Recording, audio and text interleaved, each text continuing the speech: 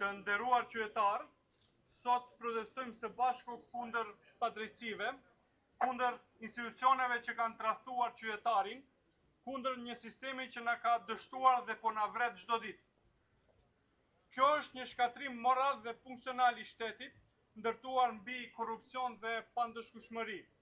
Dhe për këtë ne nuk do të heshtim. Zero heshtje dhe tolerancë kundër zinxhirit vrasës të padrejtësisë. Korrupsioni, paaftësia dhe neglizhenca politike janë pengesat kryesore që minojnë besimin e qytetarëve, pengojnë zhvillimin e shoqërisë dhe dëmtojnë themelet e një shteti ligjor e të drejtë. Dhe më shumë se kur sot kemi nevojë për zbardhje të rasteve, ndëshkim të fajtorëve dhe vendosjen e drejtësisë për të parandaluar përsëritjen e veprimeve që po na vrasin. Ne duam institucione përgjegjëse e funksionale. Ne duam drejtësi pa dallavere, drejtësi që fajtorët i kanë në burg e jo në pozita shtetërore. Ne duam drejtësi që nuk blehet e që nuk shitet. Drejtësi ku askush nuk është mbi ligjin dhe ligjin që është mbi pushtetin. Ne duam drejtësi për gjithë dhe një shtet me zero tolerancë për të padrejtën.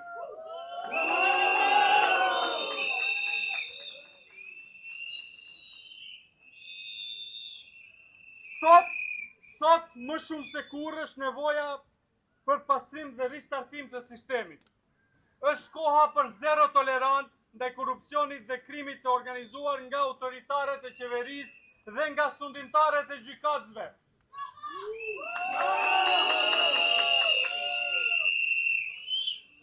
Sepse gjithçka duhet të fillojë nga zero. Andaj kërkojmë që për spitalin modular, Prokuria për ndjekje të krimit dhe korrupsionit, të nxjerrë nga sirtari hetimin për shkaktarin e djegjes së spitalit modular dhe të ngritet aktakus për fajtorët kryesor në këtë rast. Njëkohësisht kërkojmë krijimin e një ekipi të pavarur që do të hetojë të gjithë ata që kanë zvaritur këtë lëndë qëllimisht. Përfshirë këtu edhe prokurorët publik. Gjykimi aktual për këtë lëndë të zhvillohet pa ndikim politik e biznesor të oligarkëve.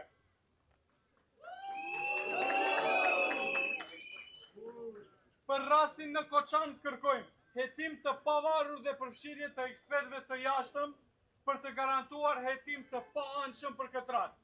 Të nxjerrin para drejtësisë të gjithë ata që me veprim ose mos veprim kanë lejuar funksionimin e kundërligjshëm të diskotekës Puls nga viti 2013.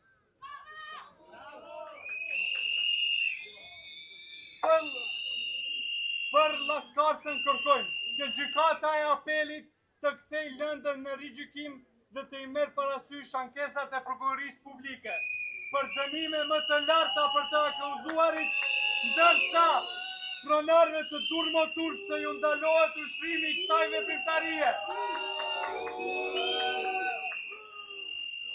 Për post të akuzuarve aktual, para drejtësisë të dalin edhe të gjithë personat zyrtarë që në atë kohë kanë lejuar qarkullimin e këtyre autobusëve pa i kryer kontrole teknike. Për Besa Trans, kërkojmë që gjykata penale të shqiptojë dënime më të larta për të akuzuarit aktual në këtë rast, pasi lënda është kthyer në rigjykim.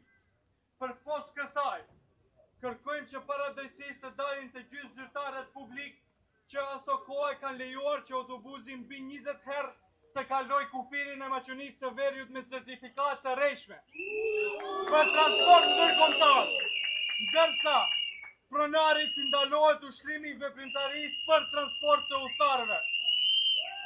Faleminderit.